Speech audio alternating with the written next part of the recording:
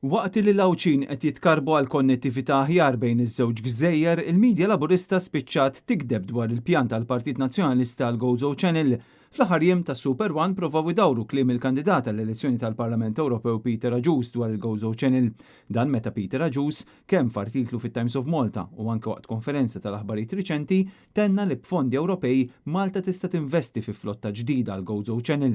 Peter Agius qal li bħalma tennew qabel ix-Shadow Ministers Alex Borch u Ivan Castillo bil-Partit Nazzjonalista fil-Gvern mhux tal-Gozo Channel ma tkunx privatizzata iżda jsir investiment f'vapuri ġodda biex l-Lawċin ikunu priorità assoluta. Ma jistax ikun għandna flotta li dejjem xi vapur bil-ħsara u n-nies jagħmlulek satejn jistennew biex jaqbdu l-vapur. Lanqas ħaġa li nistgħu nagħmlu hija li ninvestu fil-konnettività għal għawdex. Dan il-Partit Nazzjonalista diġà qalu bl-aktar mod ċar fl-elezzjoni ġenerali li għaddiet fejn ħabbarna li ser ninvestu fi flotta ġdida tal-Gozo Channel għax aħna għalina Lawċin jiġu fl-ewwel post, mhumiex ċittadini ta' tieni klassi. Peter Agius qal li flotta ġdida tista' ssir vapuri li jaħdmu bl-elettriku kif diġà investew pajjiżi oħra u insista li l-Gozo Channel għandha tkun kumpanija li taqdi ħtiġijiet tal-Lawċin u tal-passiġġieri kollha immexxija b'kompetenzi serji u mingħajr l-intħil politiku mill-Gvern.